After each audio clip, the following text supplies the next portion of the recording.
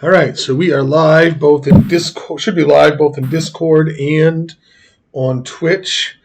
So we will just wait for the others to join us. I think we got everybody from. I think that everybody said that this time works for them. Alex, Adder, you, Raid, and Hero, and maybe who knows? Maybe we'll have a few stragglers pop on in. So I plan on looking at the top 5 teams. So obviously kicking it off with Southside, then taking a look at QPR, the Apes, Hanna-Barbaric, and wrapping it up with Spamalot. I don't know if Cable will join us today or not. He wasn't sure. It should be interesting with everybody here. Some perspective on these top 5 teams. Yeah, because I'm sure there's an echo in my background. Yeah, I'm wondering. You know what? I'm going to try something. I'm going to try to turn down my mute my computer and see if we can still hear you guys in. I'm sure we can hear you in Discord. I'm wondering if we can hear you in Twitch. So let me pop open Twitch here and see if I can hear us. I can hear me. See if I can hear us. I can hear you now. Okay, I can still hear myself a little bit. Can you say something, Edgar? Yeah. Yeah, I'm still getting an echo. Yeah, I'm hearing an echo still, too.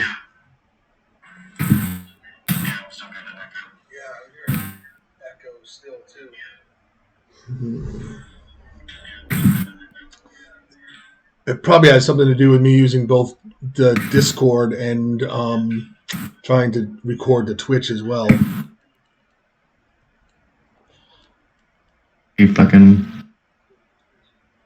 You still hear me in the back? Actually, I can't hear you guys. I can hear you guys on my phone, but I can't hear you on. Actually, I can't hear you guys. I can hear you guys on my phone, but I can't hear you on.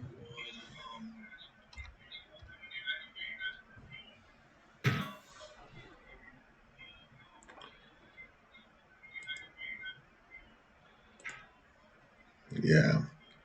A little weird.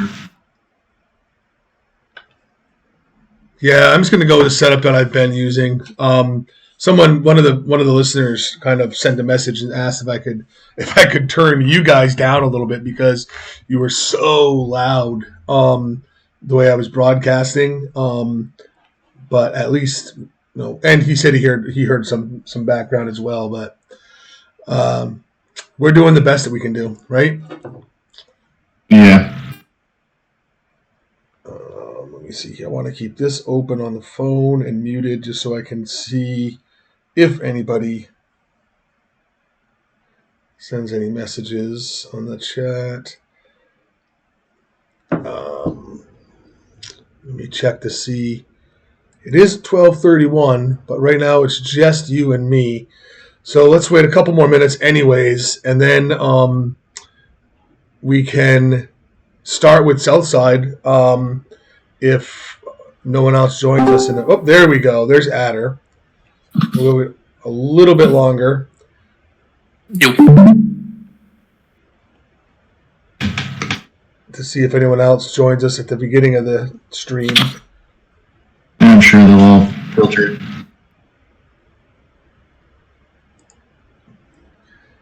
So how's everyone's day today? Adder, was it you that had all that snow? Yep. Yeah, we didn't end up with as much. We were supposed to get 8 to 12 inches, and we only ended up with like 4 inches. So I'm not complaining. So we're right by the lake, and you have a really bad echo. Yeah, I don't know. Do you have speakers right now? I'm not. I'm just using my CPU, my desktop. I'm not using any dedicated speakers or anything.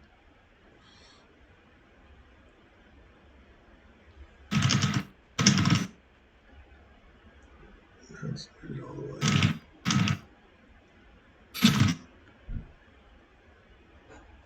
So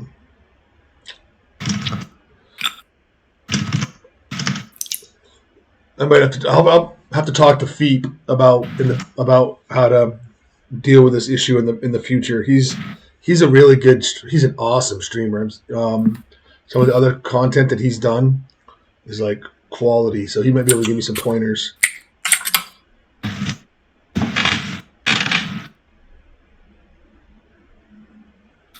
Does he stream on Twitch? He used to. I don't know if he's streaming as much now. But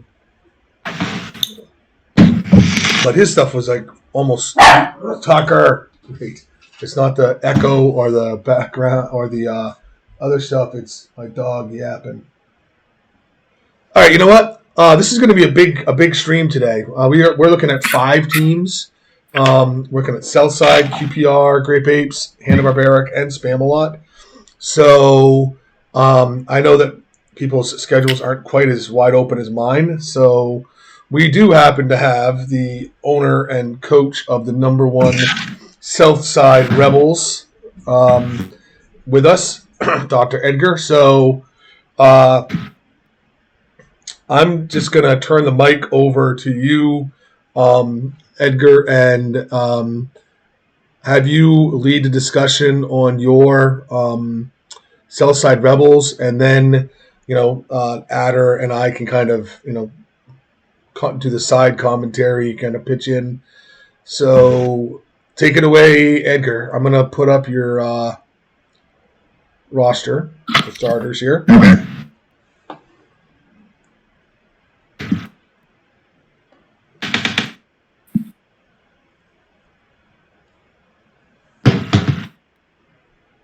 Do we still have an echo in the back? Yeah, we do. I wonder if. Oh wait, are you guys hearing? You guys are hearing the echo on Discord, right? You're watching this on Discord. Yeah. Yes. I wonder what that echo is coming from.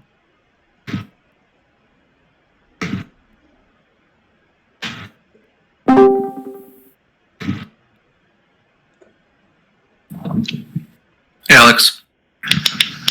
Hey, okay. I'm assuming Alex is Alex. I thought you said Alex. It happens a lot.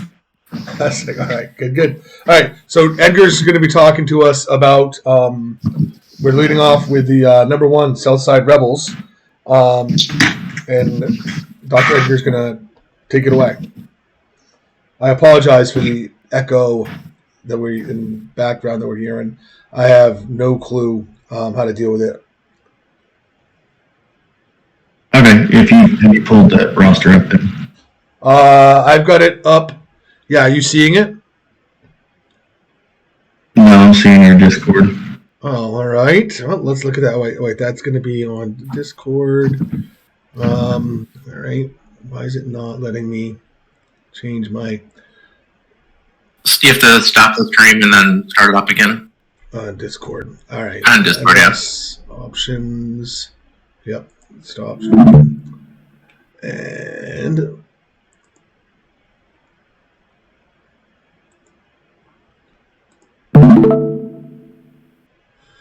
there we go. Thank goodness I have you guys here. So part of the offense for Southside started just based on we wanted to be able to be very balanced, and that's been the big thing for this team always. As you can see, we've got star, quarterback, halfback, tight end, wide receiver, and then there's a star guard. The guard's mainly there to help the halfback go on sweeps, get to the outside. The quarterback, of course, doing it all. The running back. So starting at the running back, I've been on elusive backs since like season 45. I just kind of like the speed. I like the breakaway. And now with the current meta in the game, they just kind of do better. They break loose. He moves in and out. And Omni King is built one of these that, like Cable and I've talked, he's designed, we're sure, he'll get you consistent yardage, but he's really designed to, you miss 1 or 2 tackles and he's gone. And that's the whole thing there. The quarterback, teams are going to blitz heavy, especially even try to sometimes get your halfback. The quarterback has 80 pass pocket awareness, so he's going to be able to see the blitz coming and get rid of the ball fast. And that alone really helps reduce a lot of sacks that he takes. Of course, into the wide receiver and the tight end. This season, I did respect him to make him a little different, more speed focused, and I did that right before the changes, so I got lucky with that, yes. The tight ends now got 74 speed, but you're still talking 96 catch and traffic. So catch and traffic with a tight end is always a dominant trait.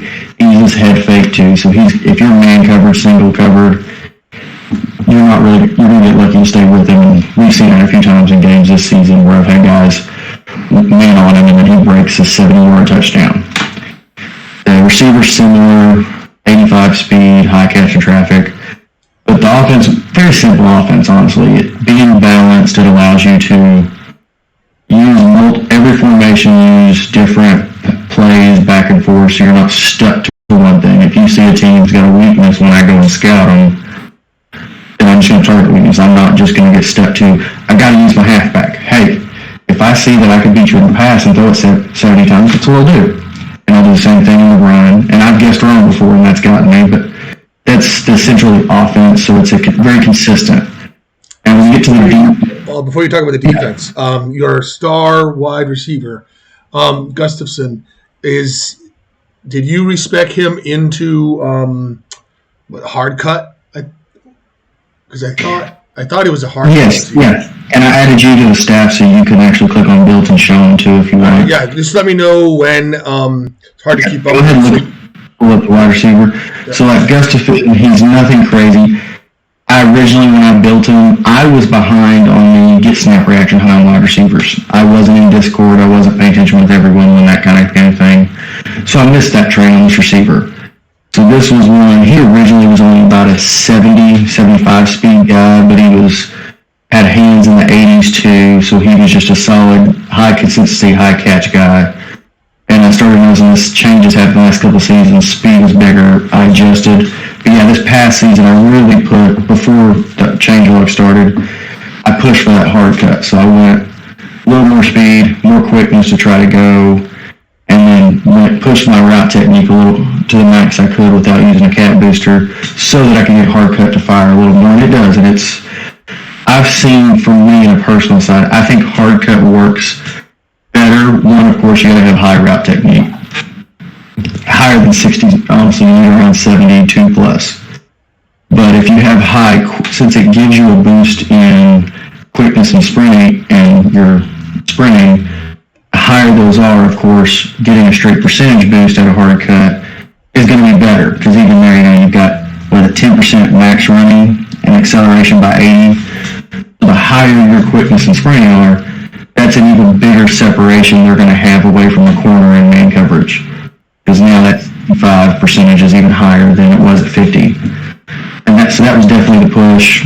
And of course, this one, I should have kept prime time, but I wanted to jump on catch and stride just to see if I could get some more touchdowns. And then I'd already done this change when they did the change log, so wish I would have kept prime time. But he's, for his flaws, of course, he should have higher snap, higher conditioning, because he does, as the guy receiver plays every play, he gets tired. When he gets tired, he definitely does not play very well, and then he'll kind of recover after some plays and then do better again. And that's kind of and you'll see, I run the ball a lot, so I even have run block technique even on my star wide receiver. Even as a 50-50 offense, I need that blocking on the outside to be able to do anything. Yeah, that's one thing for the newer, lesser experienced coaches. If you want to run the ball outside, you probably should have. I know I put 30 as a minimum on my Actually, on most of my receivers, I go with 30 run block tech. There's some coaches that might do more, but I've found that 30 is enough, to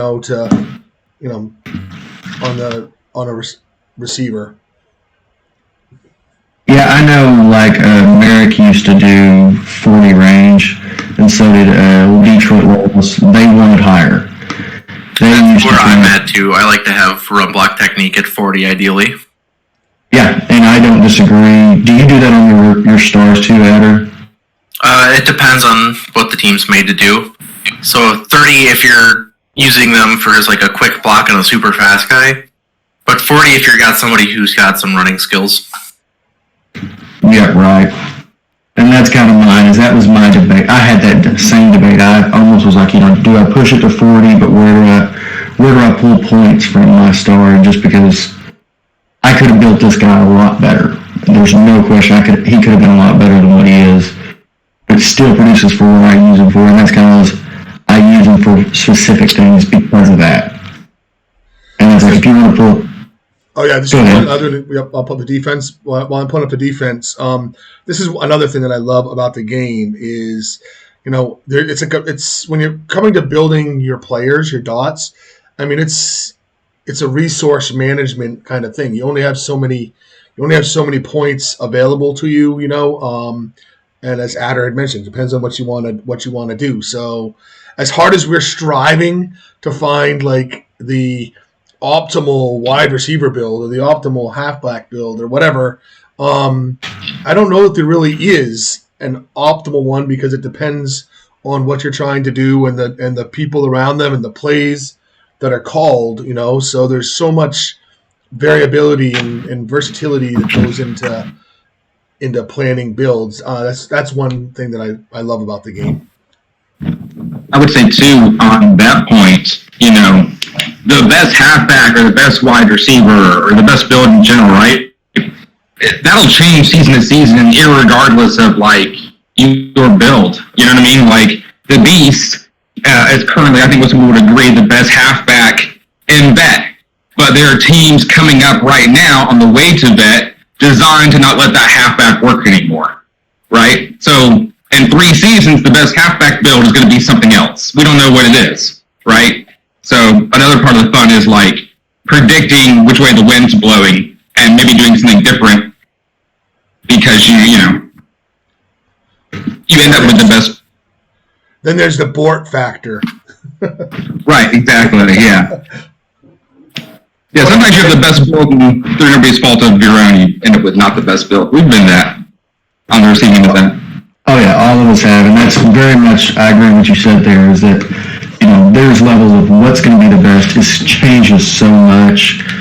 And there's some things I think for all of us, for my star wide receiver, he still has 96 catch and traffic. I could lower that more speed. That's what some guys are doing right now. Yeah, that's that balance of there are some things as dot builders you can do to be a little safer. And that's, catch and traffic. I'd argue right now that catch and traffic is like the worst stat on wide receiver. Yeah, but is that going to be next season? I don't think so. And I think there's a part to that where it's play calling. Right. Because if you're going to play a zone team, you've got to try to catch some of these like curl routes with high catch and traffic. Works great. If you're in man, you've got to use some of those routes that because they do have a timing aspect in throws now. So are you using a throw that has a timing aspect of, the corner just turned around as you're throwing it, so now you have to use catch and traffic versus at the corner using their awareness. And there's a side to that where that's getting to a little more realistic football. Because if you're throwing at a corner, it doesn't matter how good your hands are. If he can get to the ball for you, he's gonna win. Yeah, I think we're getting closer. I think just currently, catching traffic is a bit too in the dumpster, but yeah, agreed. Yeah, and that's where now if you want to show, we showed the offense, so we need to progress this. We look at the defense a little now. Yep. So for the Rebels, we're a zone defense, and zone defense, it has weaknesses, and there's ways to try to build for that. Our D line was our flaw in this team because we tried to go with a theory that, we just didn't understand because I never used it, and Joker built a lot of this with me. This was one of the first teams I've ever built that when I built it, original Joker had a couple builds on a team that I was like, I kind of like the way yours look. You know what, hey, I'm going to give you an opportunity to, you kind of design the team. I'll kind of just nitpick on what you want to do. And he's like, all right, cool. So the D-line we tried a step and just, it wasn't good, but that was a flaw of our own. So I'm going to team up with Agram and Addervis sometime soon here and do a Blitzology stream and talk about just the line. Without a doubt. So like with our defense, we have we have a star D to get a little more pass rush, which now with the current sim, it would be better with the star D tackle, the D end, honestly. I've got 2-star linebackers, their goals, and if you want to pull up, they're the same, so if you want to pull up one of the linebackers. I can do that. They're both insides, I imagine. Yeah, for the most part. There are some formations, like I use a lot more in zone 4-3 is really the best formation right now with what the plays we have. For the most part, they're always starting inside, but then that one of them, I kind of have it rotated where they both get to go to the outside. They both got high tackling technique, and I did some changes this offseason to see from my rebuild. So I added strip technique because strip technique actually helps in the pass game too. Really, it's actually better for the pass game than it even is in the run game. It's much better in the passing game than the run game, I would say. Without a doubt. So I kind of got a double bonus on the season changes when we got a bonus to defenders being able to react using awareness with strip technique. Okay, I was able to go, okay, now I'm going to be able to get more benefit out of that. Of course, we've got awareness. I've been a big coverage technique on defenders for a long time. Mm-hmm.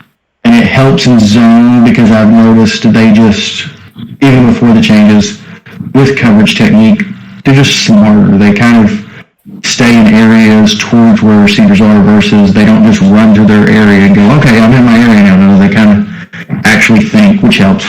Of course, zone's big bonus is we have high interception. We're willing to get picks. Right. So physicals, of course, linebacker in zone, we're going to be backpedaling and sidestepping all the time. So we have high footwork. Quickness is higher as well because we want to be able to, when they explode forward on a pass or to the side, we want to get to top speed fast as possible. So we get quickness higher. The one thing that's weird on this team is our conditioning is traditionally lower than most defenses. But where I get my bonuses is my SAs is cover expert. In the pass game, it's going to fire every play. So I'm getting plus 12 conditioning every single play. And when you say low, how low are we talking on your stars? This is a star right here. He's at 64 conditioning.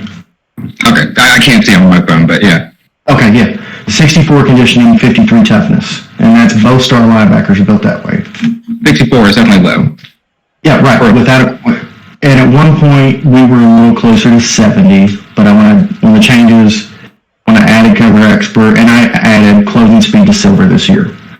So I was like, you know what, I'll get bonuses in conditioning with closing speed as well. So for the most part, in games, all my defenders are above 90 on stamina almost every game. I didn't realize that cover expert and closing speed had those conditioning bonuses. That's pretty one of their absolute best expert. That's one of their best aspects besides the physicals they give you. So that was one of the big things. Go ahead, Alex.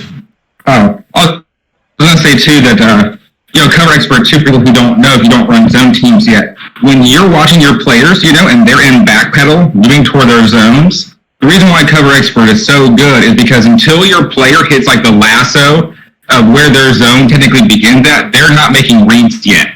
Period. They're not reading the game at all. They're just moving.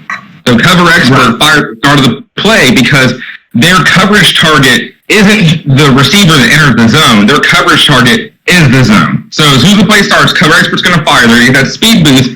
They're going to get to the zone faster. Getting to the zone faster lets them make reads earlier. That leads to more interceptions, better run defense, better everything. Cover expert is probably next eyes on the prize, the best zone SA. Yeah, I completely agree. And that's kind of why we went with it. With the physical bonuses, and they last. So even most of the time, what cover expert lasts for 3 seconds, most passes are released within 3 seconds. So all the bonuses to physicals and cover expert start from the beginning of play, really until the ball's let go. So they're able to get to where the ball is going to be even faster. we used it before the sim changes made it even better. The sim changes honestly made it even better. I think unfortunately it went from being like one of the best essays and now just you have to take this essay, that which I personally hate, but it is very strong right now. Yeah, without a doubt, no question. So what you'll see also is we have 40 vertical. That'd be one of those things that'd be different is I would have 50. I've got to step away real quick, guys. Right. To the point that it's stepping away. Sorry. I just want to ask your guys' opinions about this because I think this is true, but I'm a riskier player than I think other people are. I think the more stars you add on your defense, the less conditioning you need. With the idea being that if I'm putting all this investment into my defense, I'm saying I'm going to get you 3 and out, and so I'm not ever going to get tired anyway. I agree with that, with the exception of the safeties. The exception of the what? The safeties, the free safeties. Oh, yeah. Yeah, I do agree with that. Safeties have to run all the time no matter what. So, yeah, they'll get tired. But, I mean, specifically like linebackers, defensive ends, corners, that kind of stuff. I think getting to 80 conditioning is totally fine. 80 is like you're guaranteed good regardless on superstars, except for on safety. But I think you can do like Edgar's saying 65, 70, even on stars, if you go heavy on your stars. Right, but he doesn't have 64 conditioning. He has 76 conditioning with cover expert. True. I think you can just actually do like 64 conditioning though, I think. If, again, you have a dominant defense. It's going to actually that dominant defense against a dominant offense. I mean, there aren't as many dominant offenses out there, but like right. If you had a superstar laden offense versus a superstar laden defense, right? That may be the only counterexample to your argument. I agree. I mean, the idea, right, is that I don't have these points invested in caps and in SP toward conditioning. That let me get better at other things. So even though you have a superstar offense, maybe I'm better now anyway, and I can shut it down, right? Because yeah, you're right. If you end up in like a punching match with a superstar offense, they'll wear you down. You'll lose that game. Like that's the risk part. Yeah. I wonder, hey, how much conditioning does Riff have? Because they're pretty much 3 and out defense. We do like 80 on everybody, excluding the deal. But we know that's safe for us. Again, this is also a difference in builds because the more physicals your builds require, the more conditioning you need. And Riff is pretty physical, yes? Yeah, Riff's heavy on physicals. Also, pretty heavily depends on how often you rotate people out. If you're doing it aggressively, it really, really helps to save that. Oh yeah, if you're doing normies, you can do it with like 50 if you're on aggressive with like a deep bench. It's not even a big deal. Yeah, I mean specifically just like this is a star. He's gonna sit in every single play. You can make it work. You just gotta be really dominant. Yeah, I like to hear that. If I could chime in just for a sec. Oh, certainly. Yeah. Well, on the next run, I'm gonna try and do. Our O-line is gonna. I don't know how effective it's been. Right, I've been out of the game, so you guys can chime in. Beat down. I'm gonna try and use some beat down action with the O-line. So it's I'm kind of liking hearing the go low on conditioning and toughness stuff, right? I don't know how effective that is as an SA. Obviously, my physicals are going to be a little bit lower, but there's going to be a lot of emphasis on winning the roll. Snap reaction is going to be really, really high with first strike to kind of get them off balance and help out with that. Okay, I'm back to you. And then hopefully compound it with beat down. So I don't know what's your guys' take on the beat down. Is that like even viable really? My idea on beatdown is on D-line, it does nothing. Because O-line just don't care about their conditioning. That's the reality of it is that O-line, you honestly could probably build an O-line that has 10 conditioning and you wouldn't know the difference. They don't care. Conversely, D-line cares a lot. But they care a lot because it impacts their physicals. It's not going to, if you make a defensive line tired, they're not going to suddenly be worse at like getting off the block or they're not going to pancake you less. They're still going to do all that. They're going to dive worse, and they're going to move on the ball worse. Can that be exploitable? Maybe. But it's not like, hey, I'm going to instantly make this D-line neutered, for instance. Right. Okay, and I'm back. I could hear you guys the whole time too. So, like you said, the conditioning zone guys, also for a part of that, they don't use as much conditioning per se that man coverage does. Right, they're standing still. Yeah, right. They're moving very slight and then take off. Now, I will say, like you said, safeties, I agree. My star safety, and if you want to pull him up real quick. Yep. Let me go back there. He actually has way too, not that one, the other one, Isaac. And when I rebuild, I'll have two the same, and they were slightly different. Like, he's got free safety. He's got 65 conditioning, only 44 toughness. Now he's 95 speed, which sounds horrid, and I'll be honest, it is. But he's got gold closing speed, and I think gold closing speed. So any run play, he's getting plus 15 to conditioning, so he gets to 80. He stayed okay for the most part, and I do have Hometown Hero and Road Warrior on him because of this. So for the most part, absolutely. I still would say rebuilding him, I'm pushing conditioning to at least 75 base without the essays. He's about It's like to a build that would really serve well with coverage expert and like a second wind or something with that super high sprinting. I hate second wind. Let's not talk about second wind. I like second wind right now. It's bad. So I've used it some. It's not terrible. I'll tell you, for this guy, because he still is zone 2 as a safety, he doesn't get terribly tired right now. So when I push his base conditioning to 75, 80, he'll be okay with like closing speed and cover expert together, because it doesn't matter if it's a pass or a run, he's going to get plus 15 conditioning at 80 every play. And even at 95 sprinting, maybe once in a game, he'll go below 85 on stamina. He manages. But his whole point, especially in the zone, was this guy's the farthest away from the ball, but I need to make sure he can catch every single player we go against with 95 sprinting and closing speed at gold. He can chase down any running back in the game, and he, for the most part, does. This It is will a help. gold. This is a gold mine for. Again, I really, really hope that. Actually, this is even more of a gold mine than just for our beginning coaches. I mean, I'm learning so much just sitting here and looking at this stuff that I haven't known. So Now, this guy, I did an experiment with him. If you see, he has gold opportunist. If you scroll up to his tackling technique stuff, I know, Alex, it doesn't work right, but he has 72 strip technique right now. So when it does fire, which it does not fire very much, you're sitting at 92 almost strip technique when he goes to make a tackle. He has actually so far this season caused more forced fumbles. But the main point was strip technique. Hey, if you try to throw it deep, hopefully I'll knock it out before you catch it. And it's, so that's safety, and like my next team, I'll have 2 of these safeties instead of 1. But the main goal was, this guy, I don't want you to outrun him. If you try to break it far, we'll catch you.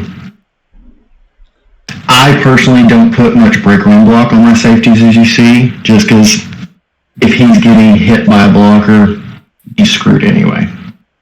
I feel like break, run block, and hold ground are more important around the offensive line and like the first level. And that's only because a pancake there is where a run play is going to go crazy. If you're already getting engaged in a safety, you're probably already screwed in the play. So Exactly. And that's where I'm like, he was screwed anyway, so I'll just not use it. you're always better off on a safety if you're debating break, run block, or hold ground, because you're like, well, maybe a defender will touch him. Your answer is get more pursuit then. Because it doesn't matter. You could have a safety with 100 hold ground and 100 break run block. If he touches a defender, the play is over for him. No matter what. He could pancake him instantly. So it doesn't matter. He had to stop moving. That means he's never going to accelerate back up to speed in time. The play is dead. He's going to get slowed down so much he's never going to catch up. It's 100% that way. So this guy's very much, he's kind of a centerpiece for the defense that most zone guys don't use zone safeties. Like Gonerman and I've talked about it, he doesn't use star safeties in his zone.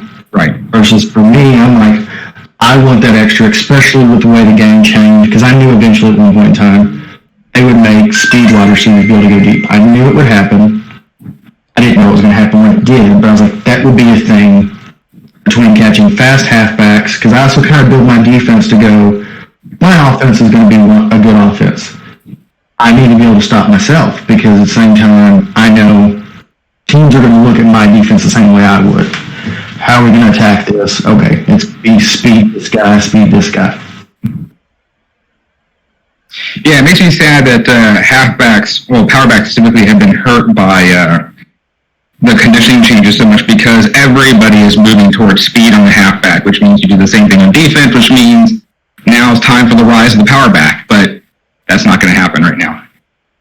The one thing is there's still a It's going to happen, Alex. It's going to happen. Not going to happen. There's a place for the powerbacks, and it really can depend on what you want to do. Like right now, of course, powerbacks are better against zone teams than elusive backs are. Powerbacks are also better against a team like Spamalot with all his, which we'll see that team later. They traditionally, so far, any game I've seen, they're going to be able to break 2 tackles and get a touchdown on him better than an elusive back will. It's right now from the game, in general, elusive backs are better. There's a place where powerbacks still have their purpose right now. I actually think powerbacks are worse against spam. We've been over half an hour now, and we still got 4 other teams I want to look at.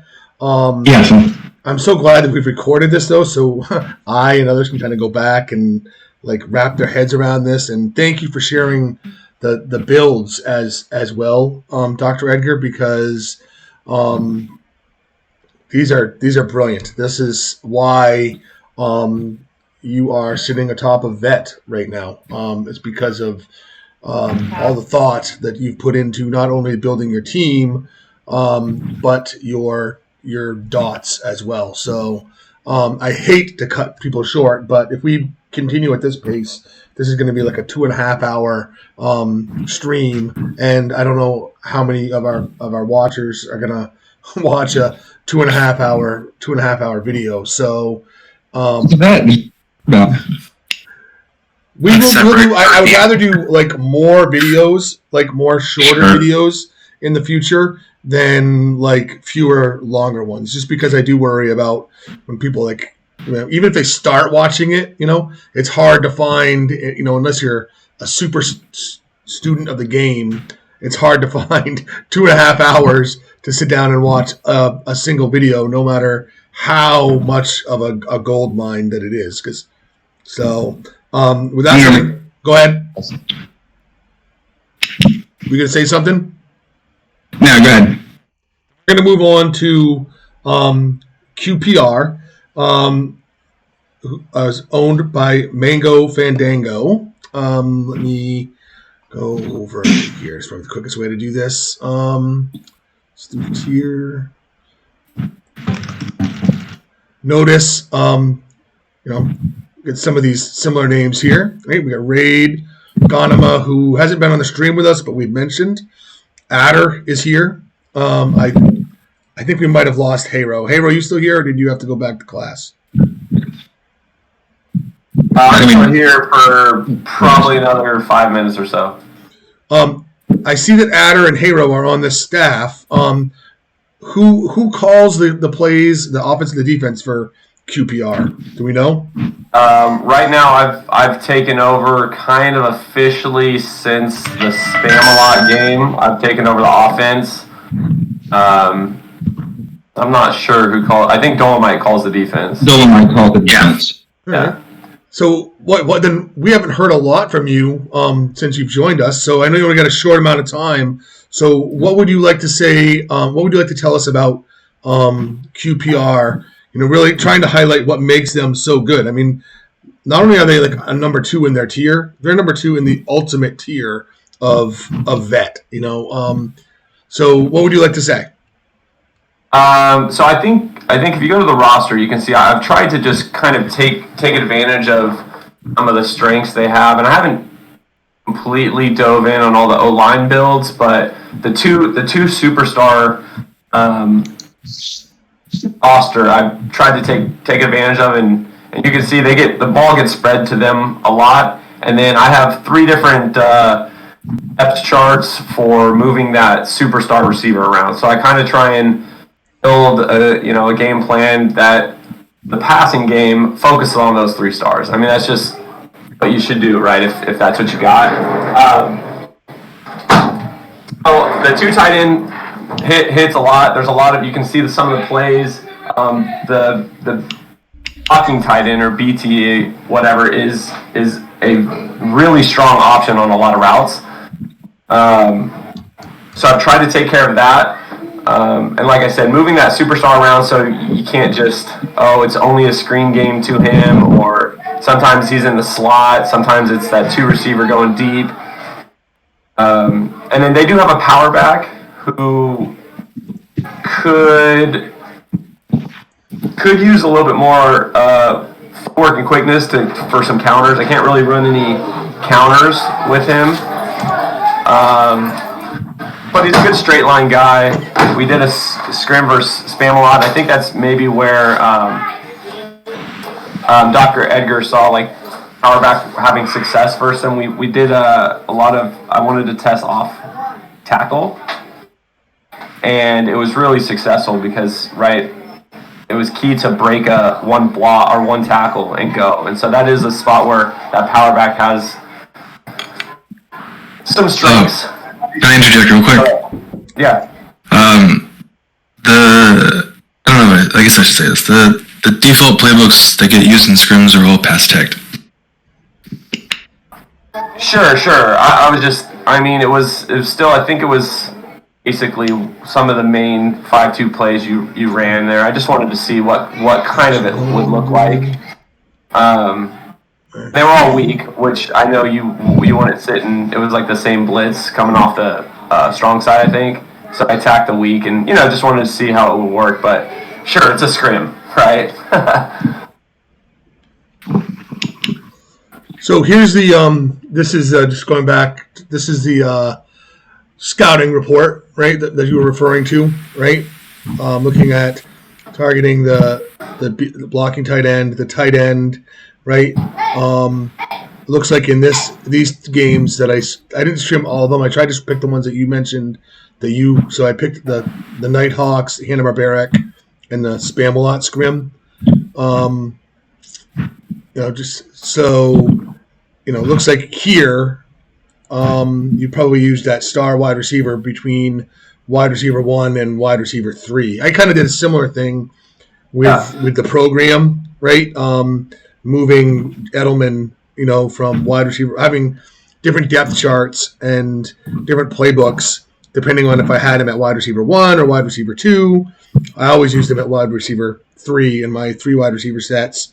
Another thing that you touched on, which is a good strategy for beginning players, is, obviously we've mentioned how good the tight end is, right? There are some plays where if you move your tight end to the blocking tight end, he is even better because, not everybody builds their free safety like they build their strong safeties to try to lessen the impact of a good tight end. So that's another way that you could. These are 2 really good plays here. Pistol big, ISO halfback under, and single back big, halfback ISO under, targeting the blocking tight end. Just on that point real quick, if you see ISO under and you have a free safety built like a riff or a Myrick safety, put them in cover 1. Do not let them do that. Put a linebacker on that blocking tight end. Well, again, if it's a cover linebacker, I know that any linebacker in that situation is better than that free safety that's not built to cover, but still, I think it's a mismatch if. Yeah, like my free build off the Rebels, he's a great free safety for even man defenses because a lot of man defenses are going to use a form of cover 1. But if you use him in that same thing like Alex is saying, where he's manned up, he will die. you will destroy him up and down that field because he's not designed to handle the catch and traffic off of the tight end. And if you can see, I'm a really big on the offensive side when it comes to passing completion percentage. Now, like some people will like the big play hits and whatnot. When I got to pass, I want this thing. I don't put anything in there. Not ever, but generally, I don't put anything in there that's less than a 50%, even like mid 50s. The global success. Like I don't want to be throwing a 30% completion pass, even if it's when it does hit, it's a bomb, you know? So I'm very big on all my teams. You always see a pretty high completion percentage, especially in this current kind of meta where everyone talks about it being hard to complete passes, right? So that's something you're always going to see on my teams is high completion percentages. I do the same thing on like Rebels play calling. And I don't do that at all. And I'm with these guys. I told them, completion rate instead of the whole. I told them that yesterday, Alex, that you're the yards per catch, yards per attempt area. Per attempt, yep. That's all I care about. Yeah. Hey, it works for him. You know, that's what's another great thing about this game is, there's once you learn like what works, there's different things that work. You know, for the beginning player, it's learning what doesn't work so well because someone said it in one of the forums. You know, might have even been Hero that you know we've got all of these plays in this game. Yet there's maybe 20 that are like truly like that are more effective than everything else. I would say too on that point that let's be careful because when I made Hanna-Barbera, which I guess we'll get to myself, but I had to force to use plays that just nobody ran, and then I ran them and I'm like, oh wait, these are fine. People just don't use them because they don't have any stats behind them, right? There's so many plays that just have no data on them that you kind of have to try them out at least once for yourself. 100%. That's would be a beautiful thing that if it's just, I guess, the high level coaches, right? There's generally we're all battling at the top of these ladders. It's risky to throw in a lot of those plays that don't work, and then you know, like Kavo mentioned, you can do it against scrims, but then you're getting you're getting bad data, right? So you don't even know if that's actually effective, right? But then it's too risky to use it in the ladder matchups, and you can't use it against the teams you're going to blow out 140-0. So it's tough to expand the knowledge of if they're effective unless you're going to risk that game, right? To me, that's always been what ladder games are for. But yeah, I agree. Although I would say with that mentality, and you know. Because I truly have that mentality. Like, I don't care to compete in ladder. I personally would rather get rings. I know that one of you guys mentioned the other day that, you know, that ladder, like, rings weren't all that important where you got to be able to play everybody, you know, to compete for the ladder. I mean, don't get me wrong. I'm not going to, like La Familia is up there in the rookie ladder right now, you know? I'm happy about that, but it's more for me. I want to win rings. So I'm going to use ladder matches to test things out. I'm going to use ladder matches to make it harder for teams to scout me. You know, I don't worry about, like, when I get busy, I don't worry about ladder matches as much. Sometimes I'll just throw default offenses and defenses in because I don't have the time, you know, and I don't need to be stressed out. So yeah, I think that would be a good thing if we could almost as a community kind of like here's the deal for me. I think the number one in the ladder is most prestigious, right? That's like that's the spot. But if you're legitimately not there, and there's no shame in being team 4, 5, 6, whatever it is, especially in a strong ladder, strong tier. As a community, we can say if you're that good, the good coaches, and your team happens to be in the 4, 5, 6 range, maybe try and expand the playbook when you do play some of these teams for the community, right? Like try and that's the passing bell. That's the passing bell. Hey, Bo's got to go back to work. Yeah, if you're battling for that top spot, you have a legitimate shot. I don't think it should be on you to try and expand the playbook for everyone. But if you're in that middle of the tier and you know that you have a solid team, you got a solid matchup, that should be something that could help. And on that note, I'm gonna have to go, fellas. Hey, thanks for joining us. And one of those things that he said on that, like part of that too is, if you, like I said, one, to me, the top 5 ladders, kind of the more prestigious, of course, getting to 1. But there's a level there too of sometimes if you just don't have time, and I've had to do this before, if I didn't have the time I wanted, I've found coaches that I trust, that I like, where I'm like, hey, like, can you come help me a little bit on some games if you've got time? And I've got, like, me and Czars talk a lot, and he's on my depth. He might coach 2 games a season for me where I'm like, hey, man, I'm working a ton. Can you catch this for me? And he's like, I got it. And that's part of this whole community of find some people you can learn from, but also same thing, too, is scrimmages, like Kavo said, you know, if you just randomly scrimmage his team, it's all pass tag. And there's some level where that's helpful, but there's also level 2 of, especially these guys right now, all of us here on here, send a message if you really want to see something. Hey, I've done this 1,000 times. Hey, man, I want to see this. Can you do this for me? And I've had them halt specific plays, and I don't know that I've ever had anyone deny me. I agree. I'm in the same situation with the program and with you guys know you're on my stream team staff, and I've called on you guys when I've gotten busy and when I've fallen upon tough times, and you guys have always been there for me. So I echo 100% what you're saying. Anyone else want to talk about QPR before we move on to the Grape Apes? Nope. Oh yeah, I know you were eager to talk about the apes. So let me bring up the apes homepage, and Alex, why don't you kick it off for the apes? Whoops. Okay, I'm going to do that first inside the mic now anyway. I'm going to disregard that and talk about Gaz real quick, I think, because Gaz didn't mention beatdown on his O-line. That was Hero. That was Hero. Well, I'm going to talk to Hero then, he's not here anymore. Always balance out. Like, if you're thinking about picking an SA, look at your fire rates that you're expecting to get and make sure that you're going to get the return on investment, right? If you look at high-up guards, like superstar guards, they're getting like 120 pancakes a season. So that means you're expecting 4 a game. Is beat down going 4 times a game, which you're not going to get. You're going to get like 3 maybe.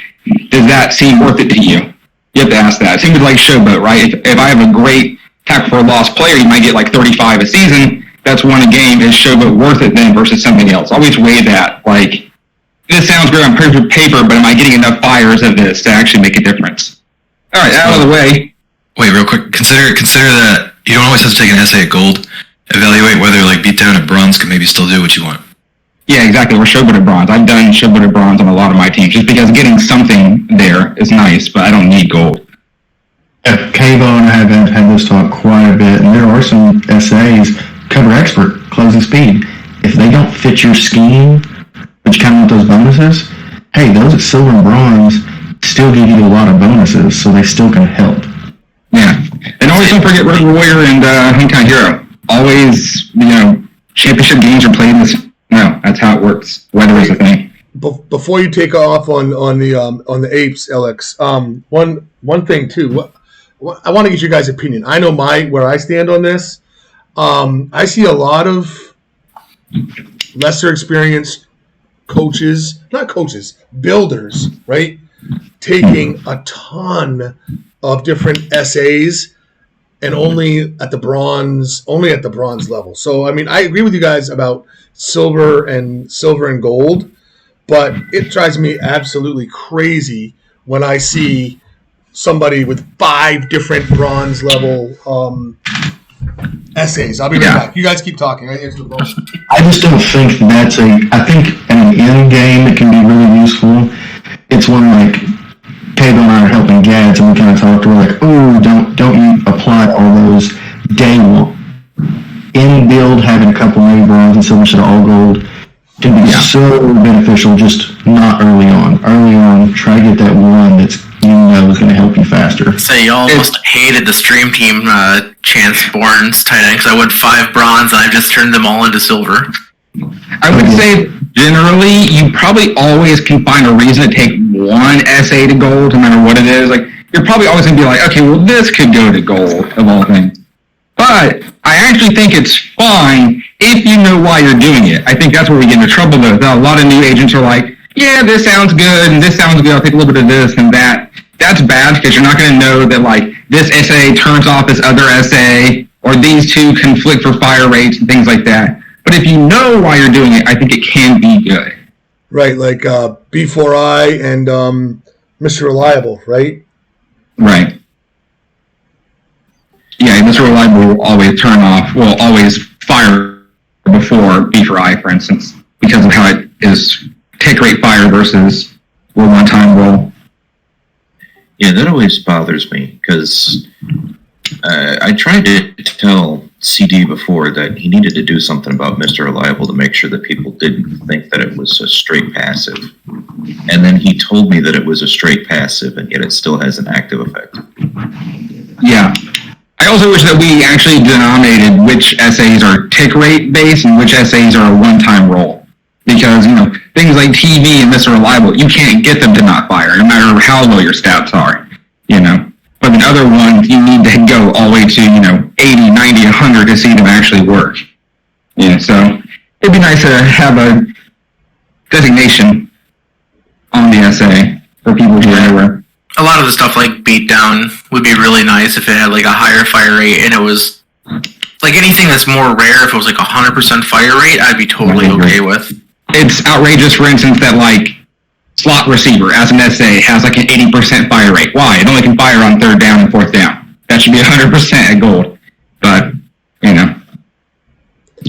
So, take it away, Grape Apes. Great babes. We wanted to do a really stupid idea at halfback. And it worked. But because we knew that this team was going to go in being like an 80% run, 20% passing team, we didn't invest anything into quarterback, nothing into tight end, nothing into wide receiver. We basically were going to say, hey, we're going to run, but if you 100% run tag us, well, we probably can still pass on you somewhat, and that might get us the win. But no superstars there. If I could go back and do it again, I probably would have picked like a tight end just to have. I also would have been able to get some better blocking out of it too, so I would have made it work. But yeah, we didn't do that. But the reason why we didn't have the money to do that in the first place is we went 11 superstars on defense, right? The entire defense is superstar, which has kind of been the strength of the team, but yeah, also it's kind of been the downfall, right? We just don't quite have enough firepower in offense. That said, it uses a 5-2 spin line, which if you're doing spin, 5-2 is pretty much the only way to do spin, I would argue, effectively.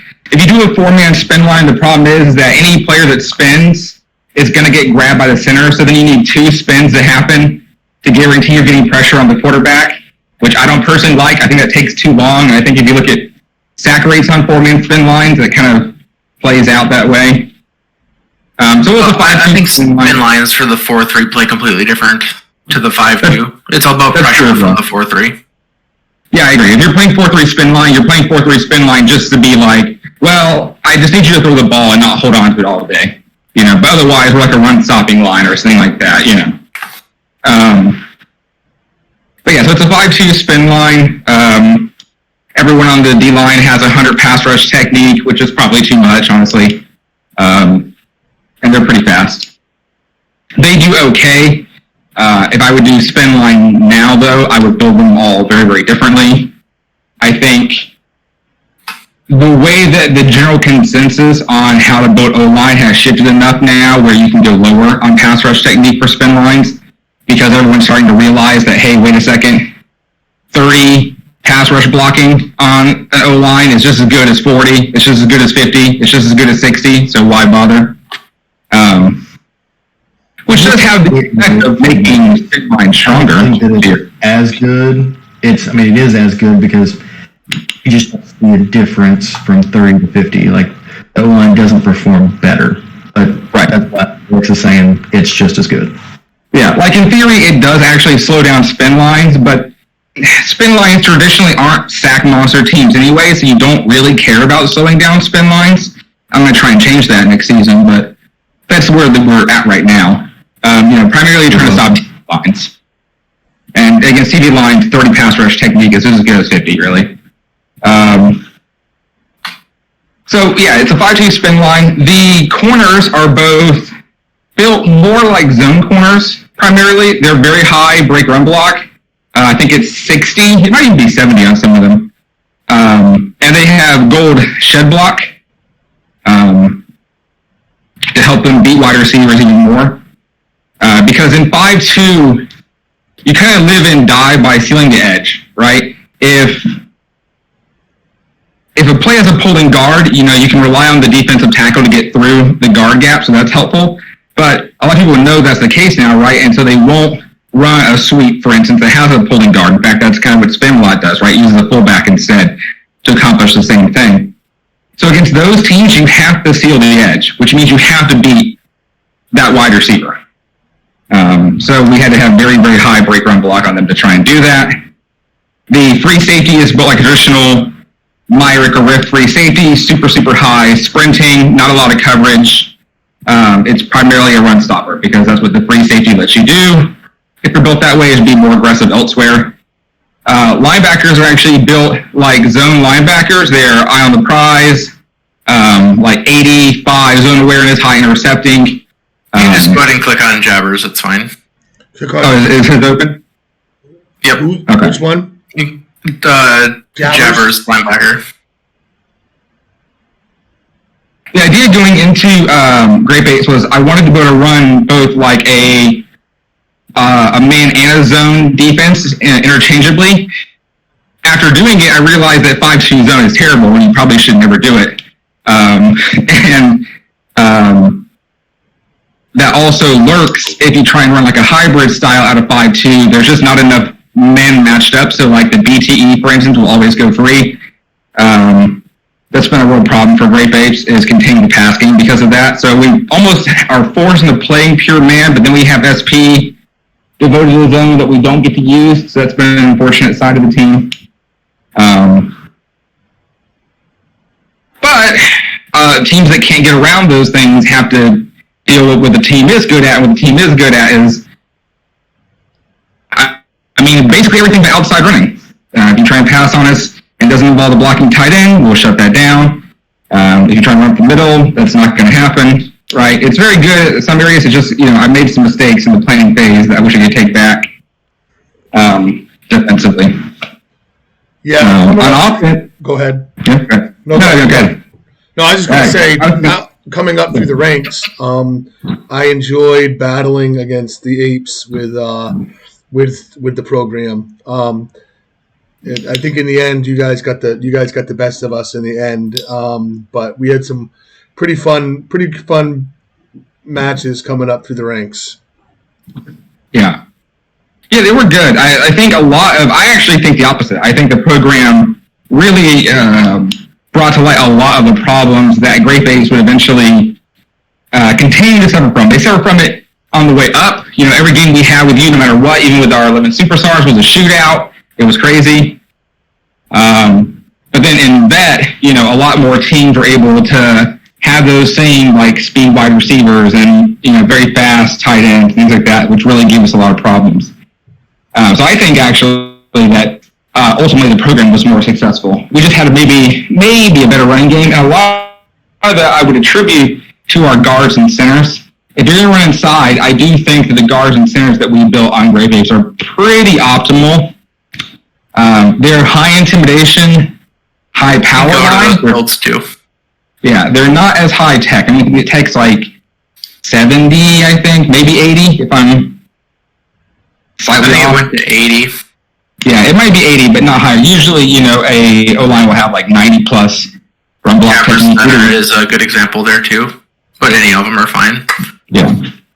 But, we wanted to go very, very high power, high intimidation with the idea that, shove people around, give Salombo room to run, and then hopefully really, wear out the D line. And this version of Grape Apes is not the version that you guys made the beginning run. A lot of players were retired, so I know that Ravage had to recruit players from other teams. So these builds aren't the exact. Some of these builds are not the exact builds, the original builds.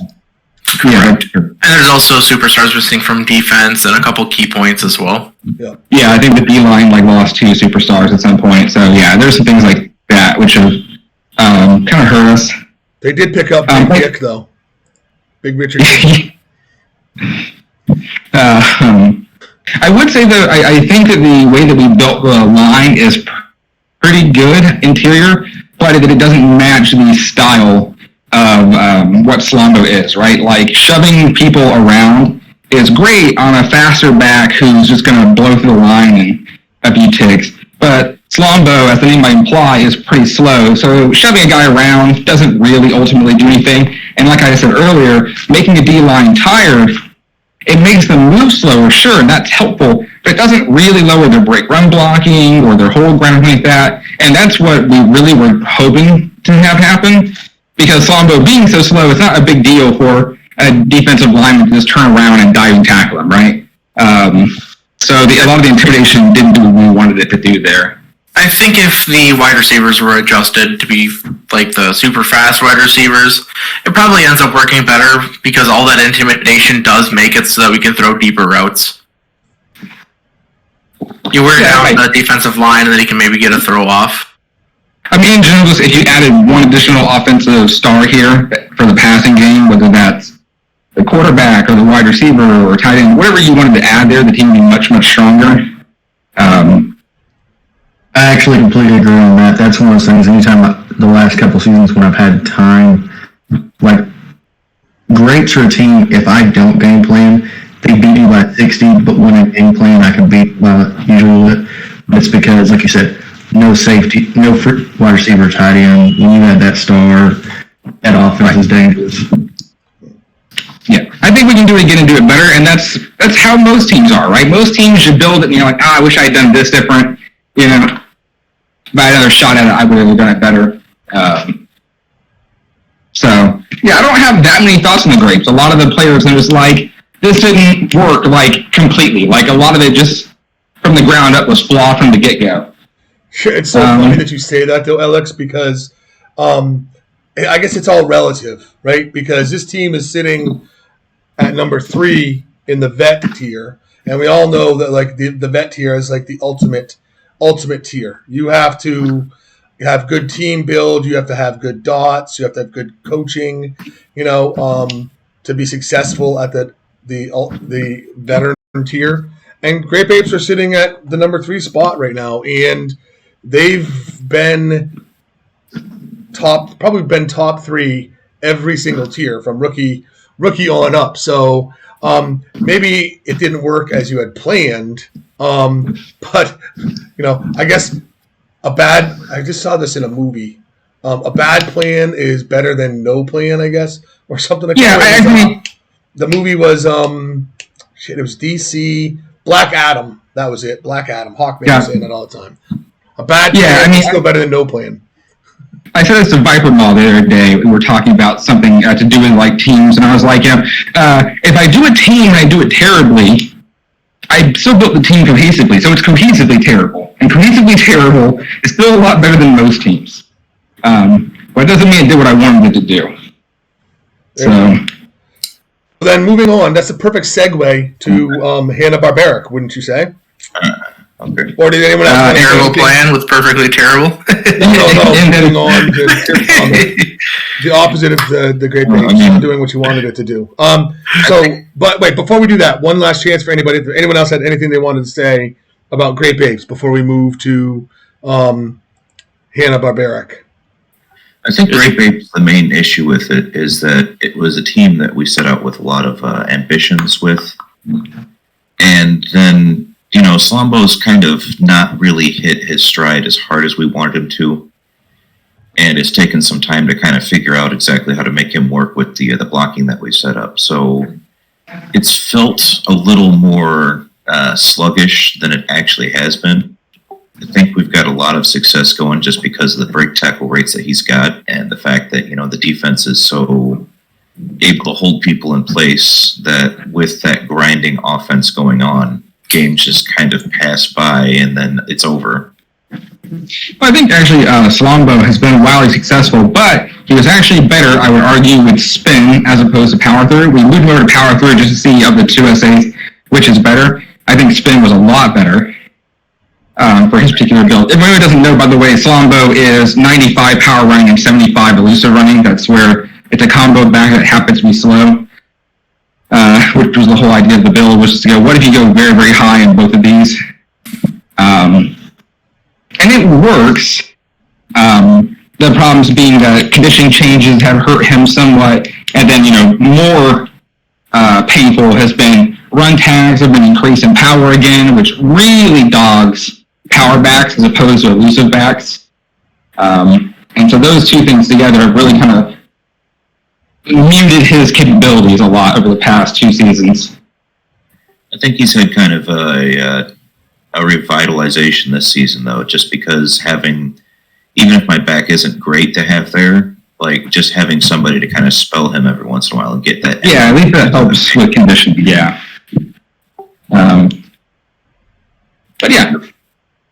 Having the mini Slombo there to kind of take a rush every once in a while, even if he's, averaging just under 4 yards per carry or whatever, it's not like he's doing great or anything, but just having the extra break every once in a while really helps Slombo to get his energy back and get him really fresh so that way he can start going out there and busting heads again.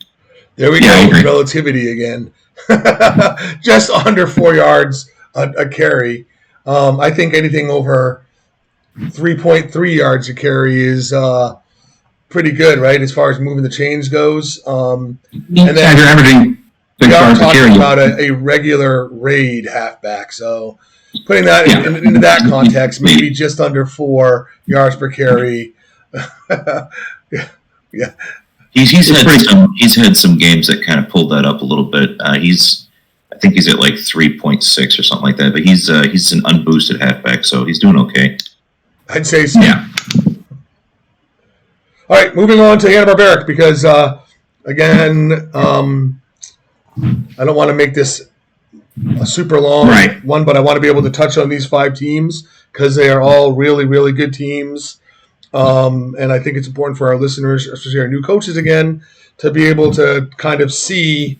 I don't think that a lot of new coaches take a team all the way to vet because it's hard to be competitive along the way. So, but I think all of us would agree that it's very important when you're building a team, you need to have the end goal in mind to be, if you want to have a chance at being competitive. So these are really 5 really shining examples of top caliber teams. So moving on to Hanna-Barbera.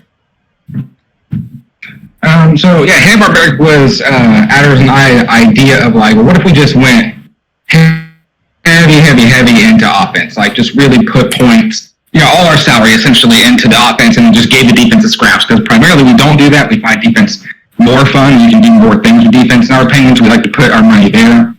But Hanna-Barbera was the experiment of doing, the opposite of that. Ager, if you want to refresh the page, and I added you as a head coach to see the builds. All right, let me refresh this, and let me go here, and then I'll come back to cool. But on that note, I would say that I mentioned before, sometimes, builds change in their viability at any given time. Sometimes that's just the people building differently leads to, more or less viability of a build. Or like Edgar said, sometimes Bork just screws you over. Hanna-Barbera is an example of the latter of that. As speed wide receiving has gotten more powerful, catch and traffic receiving has gotten markedly less powerful.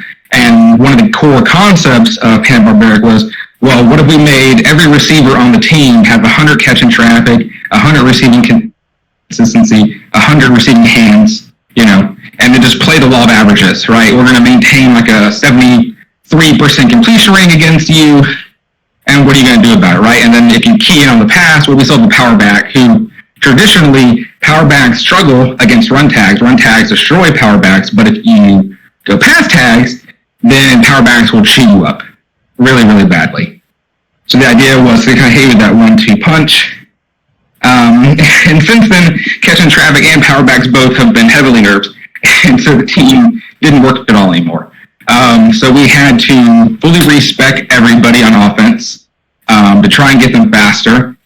However, because they were built with the idea of catching traffic in mind, their stats and caps are never going to be as good as they should be. So they are a lot faster than they used to be, but not as fast as an actual speed wide receiver. And of course, Agram's looking at the one build that's slow. All right, let me go to the other guy.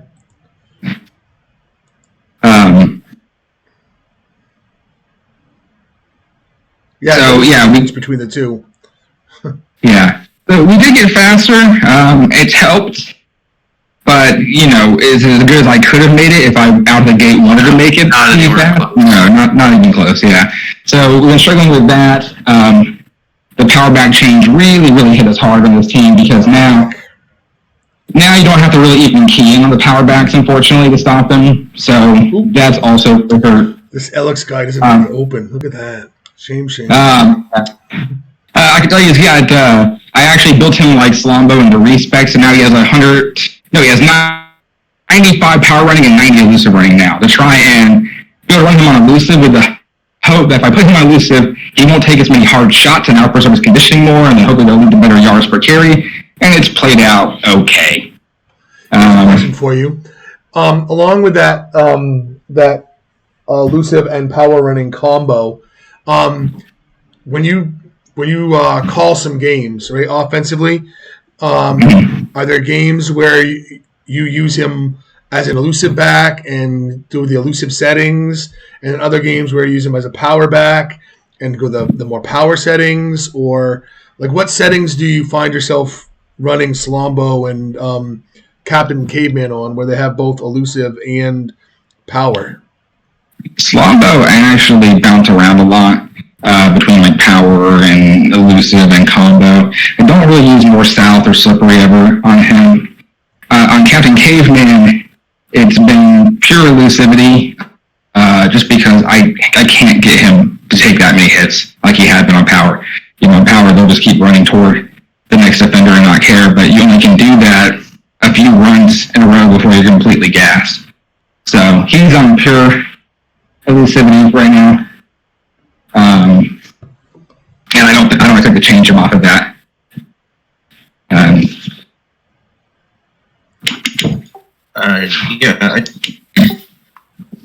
know with Slumbo we've been kind of experimenting around with him, especially with the changes in pursuit that have happened this last season.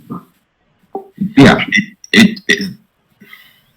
it's really been a big change in the fact that it used to be really easy to contain the outside run because everybody was kind of staying back in their lanes and doing everything, and it wasn't as easy to have players kind of jump down into these traps and stuff on the outside pitches.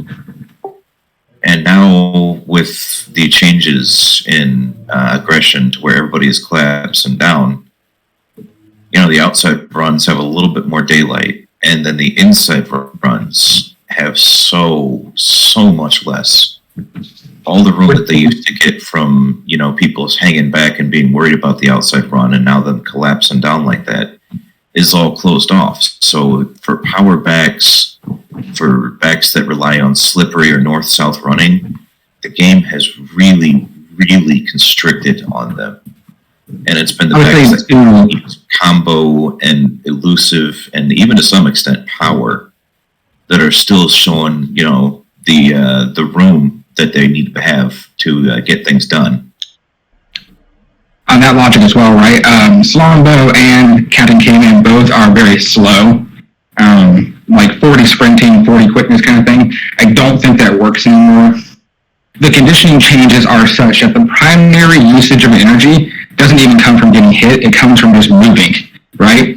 And that means sprinting has monumentally increased in value because the more I move per tick, the less conditioning I'm technically using, right? The faster I get to wherever I'm going, that means the play takes less ticks total, which means I use less energy total.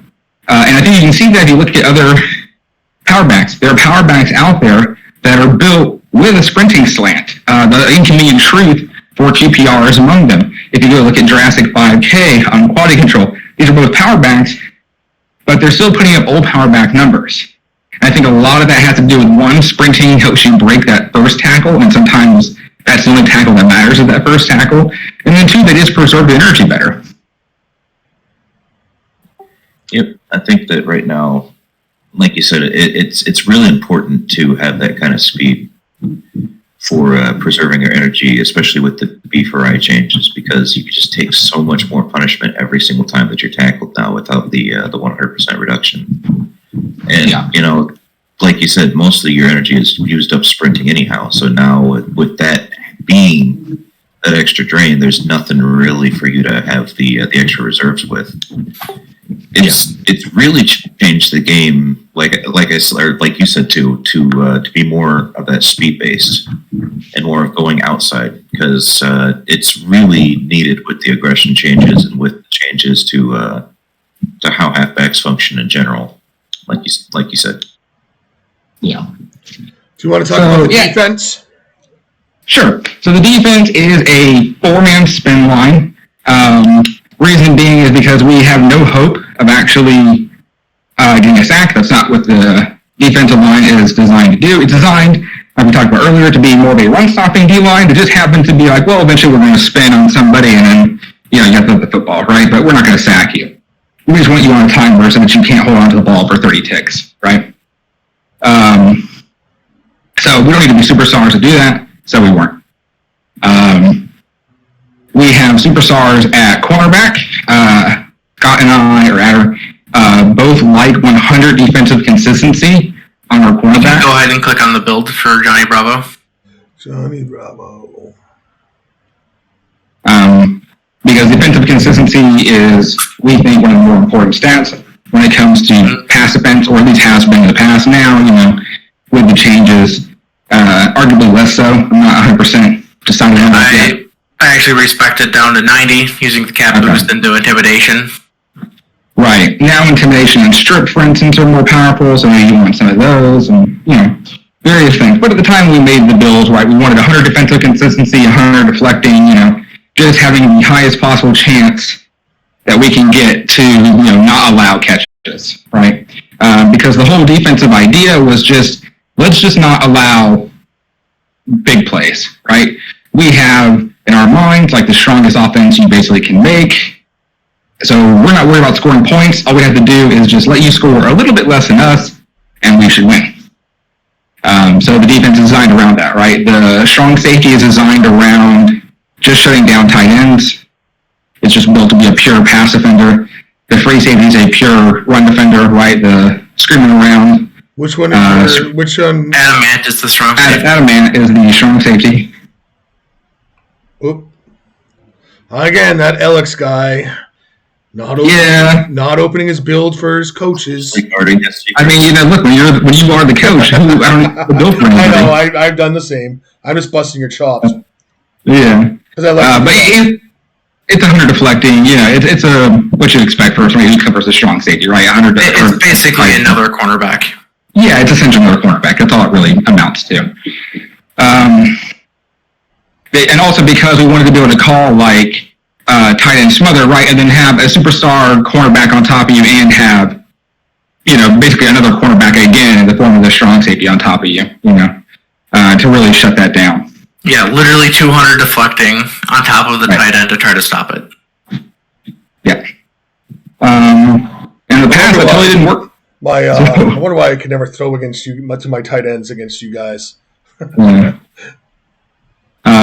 But yeah, that's been basically the whole idea, right? Is that we knew that, like, running wise, if you ran on us, ideally, you wouldn't be able to run on us consistently enough to get us in a shootout, and so that hopefully you would have to go to the air. And once you're to go to the air, well, look, we've got this cornerback's super. We got the safety super. Like, we're actually designed to stop the pass and not the run, and then hope that our offense is high octane enough to force you to pass anyway. didn't really work out that way once we got to vet because of some of the changes. I don't know that it would have anyway, but we didn't really get a fair shake at it, unfortunately. So the team is okay. But again, it's not one like the Great Apes were, if I could take it back, I would. Excellent. So, anyone else want to talk about Hanna-Barbaric? I apologize for cutting these later teams' time a little bit short, but one thing I want to point out on our line, if you want to go to one of the builds, which one? O-line, Barney is D-line? fine. Defensive line. Defensive line, Barney Rubble. Yep. Yep. So the respec, we went hands up. Oh, yeah. It's not working at all. Like, all of the deflections are just coming from the pass rush deflection stat, and hands up is doing less than nothing. Yeah, I'll take that real quick. Blitz awareness, better than it's ever been before right now. Like, if you're going D-line, get blitz awareness. It's incredible now. But hands up is still trash, and you should never take it. So, we built the entire D-line when Bort said he's going to, I'll fix hands up. Great. We're like, okay, perfect. Well, we have a respec anyway. The D-line is already not designed to get pass pressure anyway. Let's just go all in on this and see if it can do something. And yeah, it totally doesn't. So, and I it's still usually bad. crank the old blitz awareness with my TV lines. When I go with TV, I like to have a high blitz awareness. I've done that in the past. Yeah, we can talk about that in Blitzology. Yeah, I think we there's definitely just- should because, the stream that we did with Riff, right? Looking at how you guys blitz with Riff, there's the whole 6-man blitz stuff. There's TV, there's spin cycle. There's a lot of different things. I think that Blitzology would make a great stream. Yeah. That's what I said Last, time. but certainly not least on the list. It's weird to say this. That it's weird to see this. That Spam-A-Lot is number 5 in the tier right now. And to hear people talk about Alex their team not performing to expectations while they're top 5 in the bet tier and ahead of Spam-A-Lot, which for the longest time, right, people argued, was the best team in the game. So who is Cavo here? I know he I'm sure he's was. so. What's that? No, I think he had to leave. Yeah. Bummer. That's funny. About, Cavo's the one that responded to it. Oh, whoops! Wait a minute. What do we got here? Is there something here? No, that's No, Gas. he's actually here. I think, isn't Yeah, he's actually here. He answered he? the Yeah, question. yeah. That's what I thought, yeah. Hey, Virgil, he's still there. Hi, Birdman. Oh, did we say Cavo is here? Yeah. Yes. Yeah, he was the one who said Cable left. He was trolling you. Yeah, I have so many different things like open on my computer. I can't see who's. I'm gonna have to delegate that responsibility to one of you folks. I don't know if it was. I think it was it Adder or Raid. Maybe in the past, it's always told me so and so is in the chat because Ray's done a good job with that.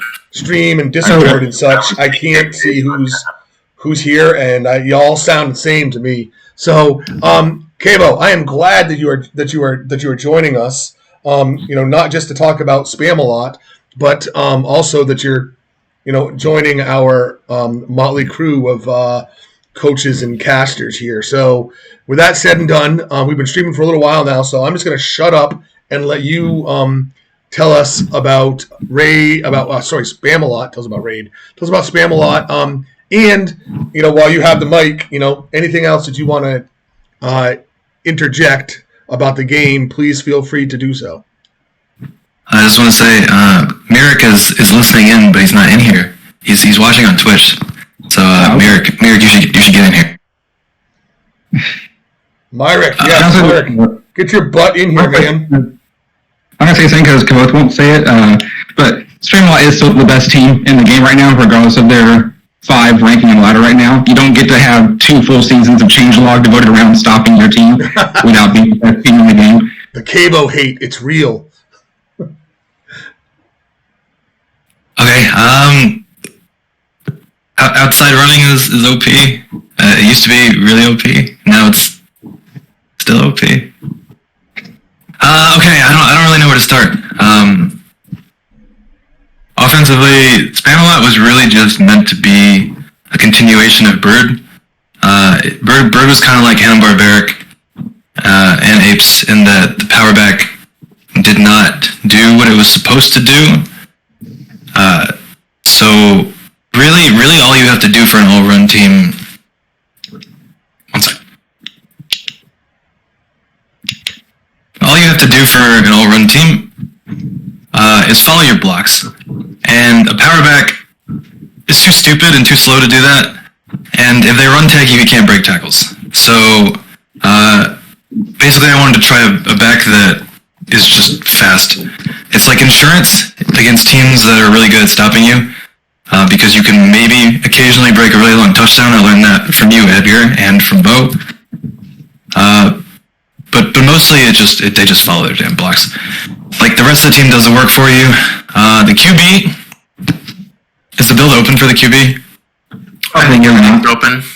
But maybe. The offender. Yeah. QB open. QB used to be a shed sacker because screens were your defense against run tags. When that got changed, we respect to being a passing team. So if you look at the wide receivers and tight ends now, they're actually balanced players, which is working, just not as well as it could have if we had more time to actually make the builds proper. But initially, Spamalot was built as a pure run team. It was supposed to be a mostly inside run team like Brood that had the ability to threaten outside runs, but over time we realized that outside runs were just giving up like 10 yards per carry. Like teams were not able to properly defend a back with 100 speed. And as an elusive, the reason why I don't like power backs is one, you spend so many points preventing fumbles. When elusive, the running back has like 40 carry grip on this team, and he never fumbles. And he doesn't have literally any investment in it. But elusives are faster. They break actually quite a few tackles without having to put 100 into their most expensive stat. Like Beast has like 60 something elusiveness. 4 elusiveness, I think. And his 6. 66. Oh yeah, we bumped up this season. It was like 63 or something before. And his broken tackles, he breaks about 1 in every 4, which is still like, that's fine. He hardly even has anything. And you actually break more tackles the faster you get and the more you put into things like balance and footwork. So it's like elusives, I don't know. I feel very strongly that power backs are bad. And those broken tackles mean a lot more with the 100 sprinting. I was going to make that point too. Yeah, if you're bringing 25% of your tackles and every time that happens, it's a huge gain. Hey, tell me about your superstar fullback. Do you run with him, or I'm interested in superstar fullback? That was one day out of the blue. Ufti. Do you know Ufti? I remember Ufti. He just sent me a PM with this like very, very detailed explanation of why he thought for an all-run team a superstar fullback would be a great idea. And I was just blown away. I was like, that is actually, that's brilliant. So for a power back, you don't need that because the fullback is not taxed for mobility in the same way. But when you have a back that's as fast as this, the fullback is your weakest link. If you don't have a fullback that can keep up and properly seal the edge, your speed back, you're not. Basically the way I run offense and defense, it's all about man advantages. And I don't care how well the fullback can block, if he can't get the right block in the first place, because you don't need that much time when your back is so fast and when you're all run, if you can't get the right guy, then none of it matters. Because the whole point of the run game being successful is looking for mismatches, right? So this guy's job just really is to just be as fast as a halfback and block someone just for like a split second. Right, block for 3 ticks because it's already blown by him by that point. In that regard, I really, really like the way that you slanted so heavily into lead block aware, because lead block aware basically is it leans your blockers to go after where your halfback or your halfback speed is carrying him. Whereas run block aware worries more about what's going on for like setting up the lanes for the halfback. So, the lead block aware really helps on the fullback to get out there and to get that block that's going to really open up the touchdown potential on this guy. The other big thing about this build is that I try to keep footwork really high, because something I noticed in this game is that fullbacks tend to over pursue their blocks, even with good awareness, especially up the middle. And I need him, particularly when running up the middle. If there's someone that sheds their block, I need the fullback to be able to stop instantly and pull back to block that person. Because it's pointless if you run up and block some linebacker when the DT is sliding. So. That's actually a really good point. It's important for blockers who are moving in space to have a lot of quickness. Otherwise, they're not going to be able to get to their block, but the footwork is how you adjust. And that's how you make sure that the block is going to be set up properly and, kind of balanced to where you can get it, really locked in, and you're not going to just push a guy a little bit and then have him go right after the halfback. One of the things I'm interested in with the fullback build like that is if snap reaction can be a substitute for sprinting and how much of a difference that's going to make. That's something that we're actually doing on Rift to try to see if we can stay ahead of the fast halfback that way.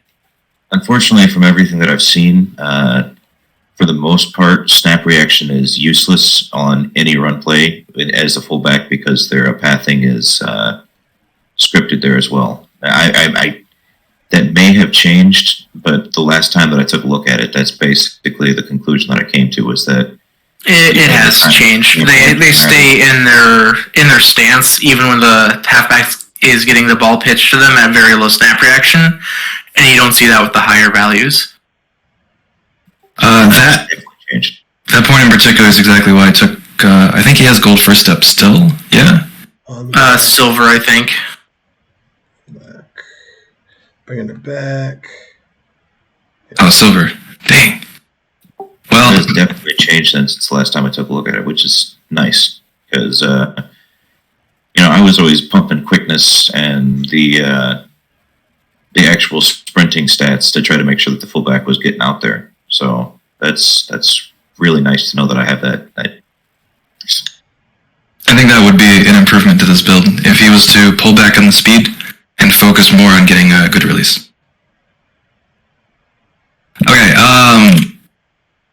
our other fullback is purely a kick returner to save some conditioning on the halfback, but also to open up some opportunities.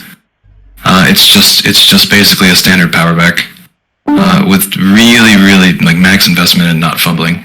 Despite that, he still actually fumbles quite a lot. Fumbled 9 times last season. Future kick returners, I will be building more the way that GE and Bo build theirs, which is just super fast return awareness wide receivers because I'm sick of fumbling. Another reason why I don't like power backs. But this guy does have 20 touchdowns a season. Whoa, the first season he had 50 and then he had 20. But he's okay. He does his job. He's good. What carrying style do you have him on right now? Check. Power. Yeah, that's... I want touchdowns. All right, fine. I'll put him on elusive. You're right. No, I was just thinking that, depending on how his physicals lean, yeah, he's got more footwork. He'd probably do better with the elusive right now, just for trying to run the returns back. The only issue that you might have with it is that he will, sometimes go sideways on you, which isn't going to be great for his kind of sprinting. But in the return game, that's not too big of an issue mostly. So it's probably a good idea. He's still fumbling with 100 carry grip. Yeah. Unfortunately, yeah. When you're dealing with the kind of speed that people come in on returns, and you're just lowering your head and really trying to power your way through somebody who's got like a full head of steam and like coming in with like a good roll. It just Balance matters a lot for that too. There's only so many points to spend. Yeah. Yeah. Let's talk about the defense. Okay. Knee, and knee.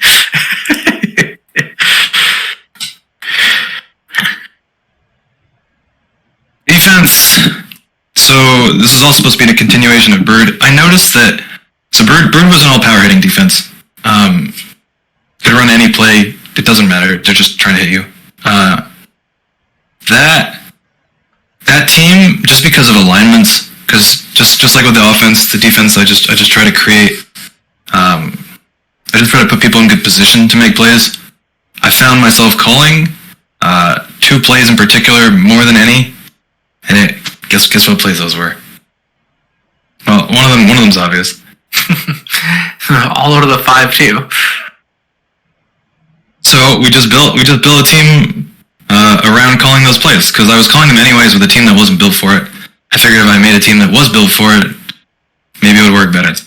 So it was a tie between 5-2 under Sam and 5-2 cover 1 man under, which the difference is the left outside linebacker blitzes versus stays in man coverage, and then the free safety is either in man coverage or in a cover 1. The problem was, I think that would have been the better play, especially after Trash Talk got nerfed. I'm considering changing to that next season. The problem is, the reason why I went with under Sam is because the alignments and the man assignments are the same no matter the formation. But the problem with the cover 1 man under is that in formations like 1 wide receiver versus like 2 tight end or 2 wide receiver, the linebackers are on different targets. Like sometimes you have your middle linebacker in man coverage, and sometimes you have them in run support, and the outside linebackers in man coverage. And I didn't want to have to build them both to be like on an island deflection type to cover tight ends. I wanted just one of them to do that and one of them to cover the running back. So I went with under Sam. So basically every player on this defense, you can click it. You can click any of the knees.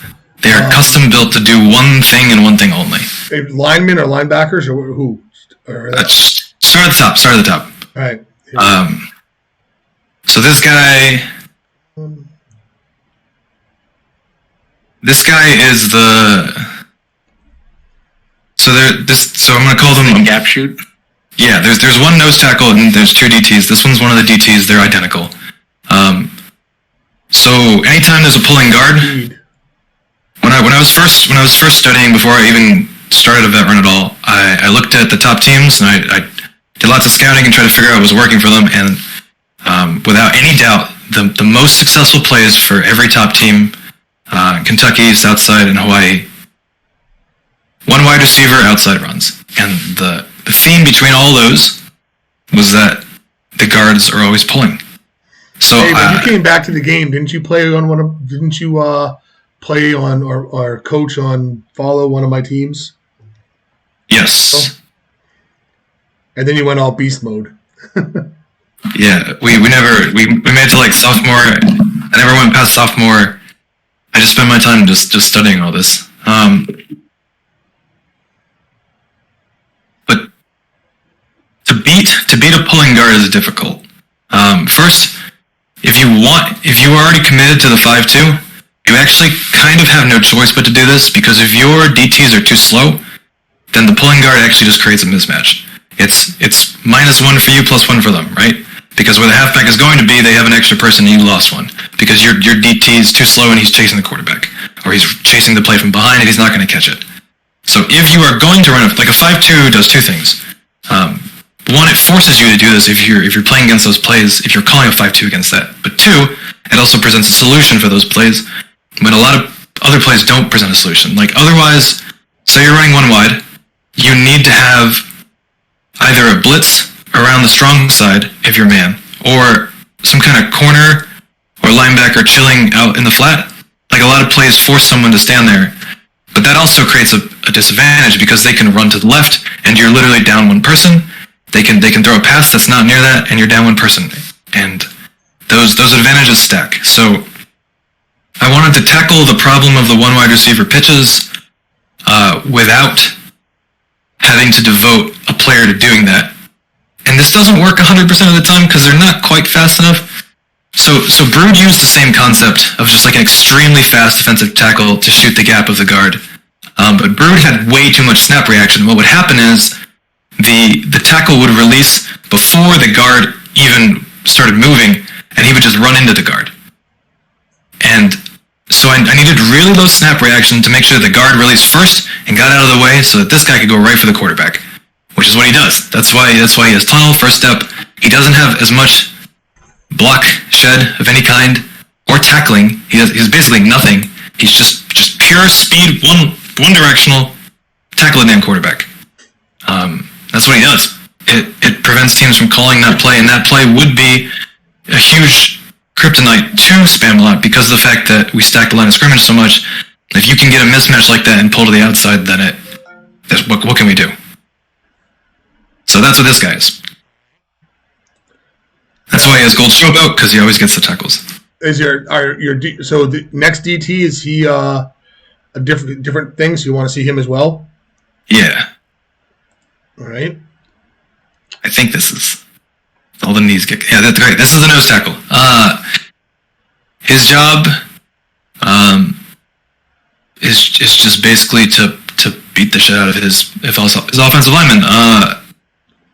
O-line is vastly underpowered. Tackle. Damn.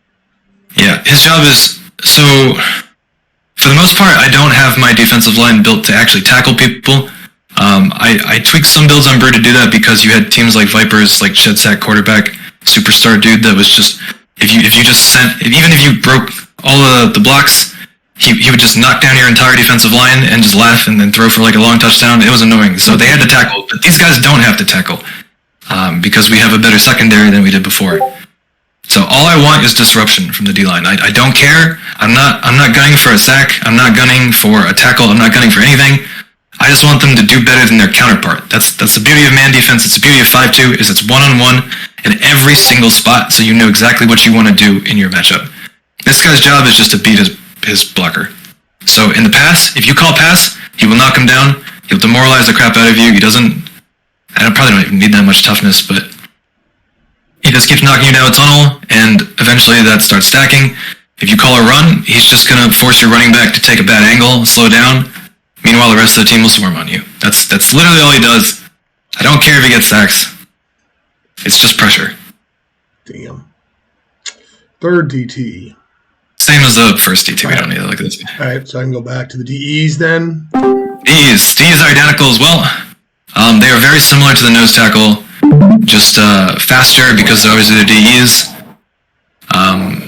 But they're basically the same thing. Initially, these builds are completely different from what they used to be. When I first designed this team, they were all supposed to be really slow, 100 intimidation beatdown players. But I found that beatdown was unnecessary when you have tunnel because tunnel creates such a huge morale swing in the 1v1 that you don't need beatdown for anything. And beatdown removes tunnel, so anytime you have had a sack, you're slow all of a sudden.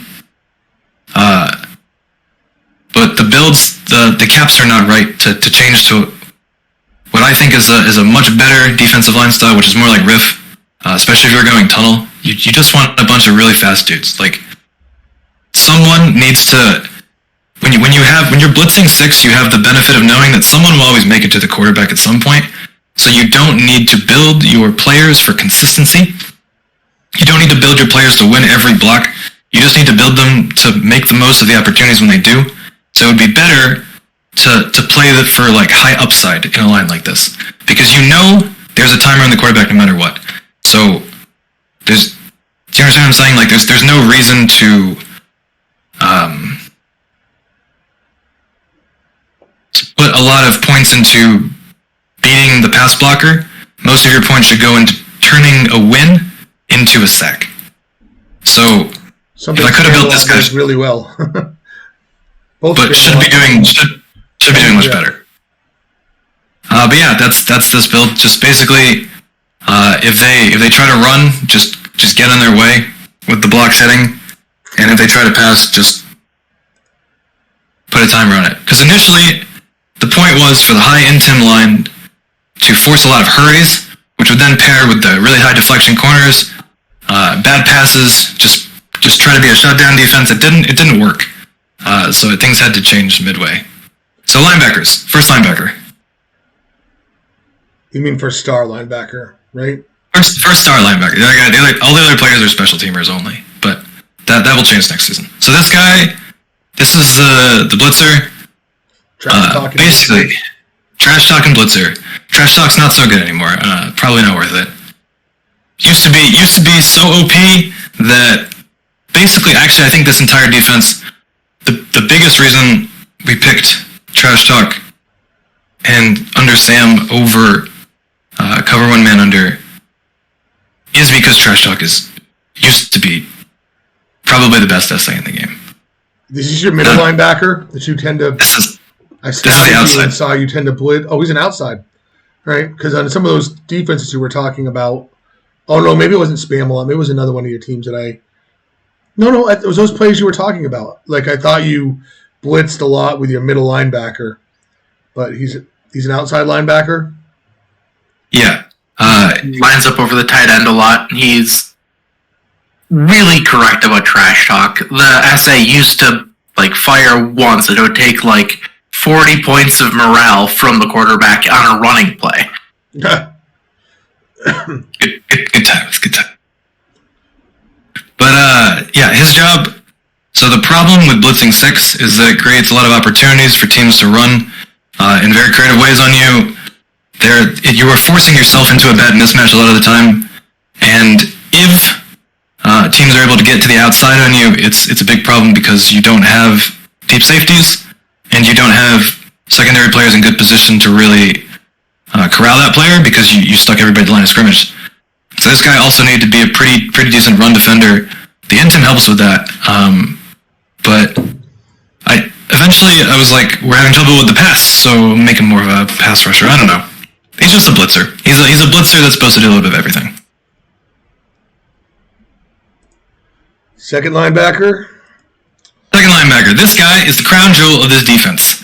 The beauty of man defense is that you can have, if you set up for it, you can have one player shadowing the running back at all times. If you do that, you don't have to. He's in man coverage, but you don't actually need any man awareness because all he does is follow the running back, and you don't need any pass defense. So you can devote one player purely and entirely to run defense. So, what was I going to say? Oh yeah, one thing I was going to say is leave it to Kavo to prove me wrong. I had said earlier how it drives me crazy. Well, actually, these aren't all bronze, so I'll let you get away with this one. It drives me crazy when I see lesser experienced players build dots with 5 different bronze level SAs, but you got a couple really good gold ones here, a good gold, good silver one. So I can see, and I think on these guys you've maximized your AP boosts. So that's different than when beginning dot builders pick 5 different SAs instead of focusing on 1 or 2. He did a really good job with the essays. If you look at them, what do they all have in common? They all fire either 100% or they fire per tick. That is just great value essays. That's all it is. The other thing that Shed Block and Monster Hit are the only ones that are individual. Everything else is going to fire. This punishes that running back. Where this guy just his sole job is the running back. It probably creates its fair share of fumbles. So Cavo, what was I going to ask you on this build? Yeah, so I assume that you basically did a lot of studying and you picked out defenses that put this linebacker and adjusted your depth chart maybe to put this linebacker solely on the halfback. Is that true? Yeah, I had to use the play analyzer in Scout and check all the formations and plays that forced. Because your depth chart, if you're running a 5-2 only defense, whoever is middle linebacker is going to be middle linebacker for every play. It's not like you can swap them to left outside whenever you want. So because you only want one formation, your middle linebacker has to be doing the same thing no matter the play call. That's why I don't ever blitz from the weak side. Brilliant. Let's see. Let's move on to the next position. So that's the linebackers. Are your corners all the same, or do they have different? Corners are the same. Safeties are mostly the same. All right, let's look at the corners and then the safeties. So corner just needs to be a shutdown. Defender, he doesn't need to be terribly fast because our pressure is enough. You just need to make sure that the pass doesn't get completed. We're not looking for interceptions necessarily. We'll take them. Probably too many points in interception actually for what we do, but I mean they're free. But mostly when all else fails, you need to be a safety valve, just like with Alex's teams for the run. If a team can beat you to the outside, you need to make sure that this player can at least slow the play down. 99 pursuit on a corner. I personally have never seen anything that high. What's your reasoning behind 99 pursuit on a corner? I would say run defense is a lot less about brute forcing the block and more about just trying to remove the blocker entirely. If you can make it so the blocker just simply misses you, that pursuit is super cheap. And pursuit is good in a lot more situations than just doing this, but it tends to be a very valuable stat. You already have max awareness. And the bigger reason, I don't care about power backs getting to the outside because they're too slow. So if anyone is going to beat me to the outside, it's going to be an elusive. I want this guy to corral that elusive. Mm-hmm. The other thing about pursuit is it actually does help in the passing as well. So I'm sure it even makes his corners more shut down than what they would be with, say, 40 pursuit. And last but not least, looking at safeties.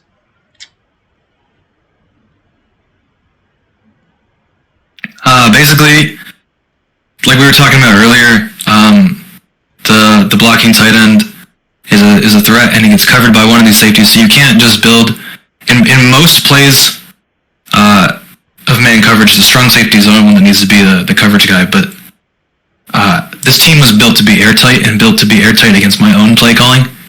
Because, like Edgar said, you build your defense to stop your own offenses and any potential offense you might run. If I played against spam a lot and the free safety was not a coverage guy, I would just spam every pass to the blocking tight end all game long. So they're both identical in some respects. Cover expert, they're really, because in the 5-2 the safeties always play pretty far off the line of scrimmage, but they're also meant to cover the tight end. You need a lot of change of direction to be able to even get to the tight end if they throw short passes. That's why tagging your play distance matters so much. You have to change that for every team you play. But they're mostly just meant to be the same. They're meant to be cornerbacks that cover tight ends. That's pretty much it. Awesome. Oh, you know what I want to do? No, maybe we'll do some other time because we've been on for almost approaching a couple hours now. So there's one question I was going to ask. Oh, I know I was going to ask you guys.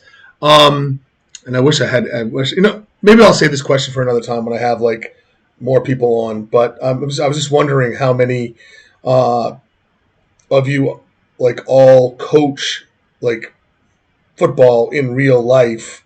I do not. Well, I coach my son's 10-12 flag football, but that's not anywhere close, to this. But it sounds to me like a lot of you have like either played football or that you coach football, so that kind of gives you a perspective. But there is also this is a simulation, so it's also about like the game and breaking the game. And I don't say that in a bad way, but I mean to be competitive, you got to figure the game out. So how many of you guys coach or have played at least high school ball?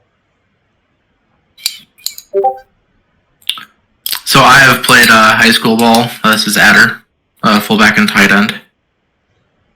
Two of my favorite positions. Maybe that's why I like you so much, Adder. This is Hero here. I'm a varsity defensive coordinator for a team we're pretty good. We get into usually about second round of playoffs every year. Second, third. We're in that realm, but in California. Sweet. This is something we've been on for so long. Hero is back. Edgar, I played high school football. I actually started my college career as going to be a football coach, switched to a master's in strength conditioning, so spent a lot of college time learning deep into it. That's why you're a beast in the gym. Put up those numbers. Rabbit's showing you up. Rabbit, how you doing, buddy? Catching the end of the show. Wait, he's here? No, he's not here. Oh, he was showing up as the numbers. Right. Yeah, I mean, he was showing up your squad number. Right, there we go. That's what you were saying. I thought it was popped in and it's like, oh, Ray Rabbit.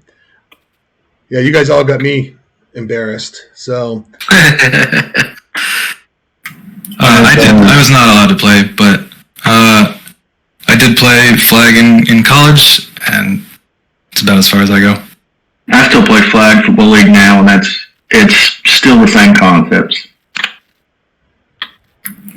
well, Yeah. anyone else want to chime in? We'll do again, I don't have it in front of me. So hey Adder, do you have the Discord in front of you so you know who's in the chat right now? Yeah, I do. You want me to just give you a quick read off? Nope. What I want you to do is I'm going to pass the torch on to you, and I'm going to have you just call people out and give everybody chances for parting shots before we sign off and process this and post it. Guys, hit me up in Discord and let's talk about some possibilities for future streams. But with that said and done, I got to wrap this thing up sooner than later. So Adder's going to call you off, and if you want to say anything before we wrap it up, it's your chance to take the podium. So go ahead, Adder. All right.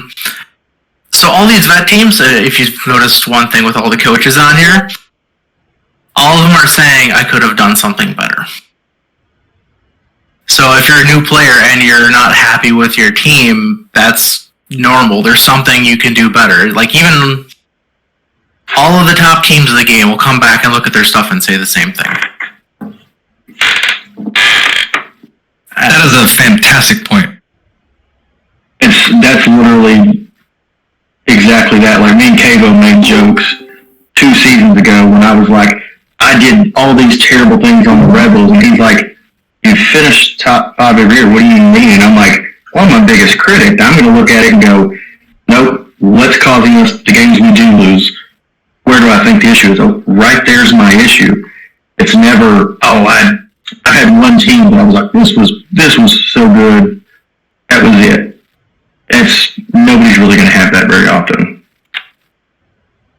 Well, that's kind of how you determine, good coaches from bad ones. It's when, the lessons that you learn are going to be from losses. So if you can learn your lessons from those losses, instead of just getting upset with them, that's how you're going to improve. But, it's something where you kind of have to focus on what needs that improvement constantly and not just focus on, what's good right now, because, you don't have to do much with that right now. I highly agree with exactly what you said. Like Rabbit is here again. Him and Hayro both being actual football coaches. Tenacity is one of those things, when you played football, that's the things those coaches kept teaching you and yelling at you. Guys, you can make a bad play and be pissed about it. You can be mad you lost this game. Don't take it as, I'm so mad, I'm done, I'm never playing again. Take it as, I'm mad, now you've pissed me off, and I'm going to find a way to beat you. Anyone else? Parting shots? If not, I do want to say that Myrick, I've tried to get him to join us. I'm going to have to work on him. Said that he played both halfback and safety. Gads tells us in chat on Twitch that he played everything from regular football, flag, semi-pro, and arena football, and he coaches now. So that's pretty damn cool. Got to get Gads in here sometime. I know he's popped into the and listen. He's in here. I'm in here now. I'm just that's all I got. Well, hey, next time. People who are telling you. Gads, next time, instead of typing in the chat, speak up. I like to hear people's voices. I want to get Myrick in here because I love his southern drawl. That is great. So hey guys, thanks again. I'm super duper excited about this series. I think that this one in particular, the vet review, is just a treasure trove of information. I know it's been for me. You know, I'm going to sit back and watch this thing and take notes. I now know why I struggle so much against you all when I play your teams, because seeing some of the builds and your both your dot builds and your team builds and the play calling that you pair with that is why you guys are playing at the highest level. So thank you again for being on the stream, and thank you for sharing your knowledge with me and anybody who may listen to this. We appreciate you. And I'm going to sign off, and I will be talking with y'all. Take care.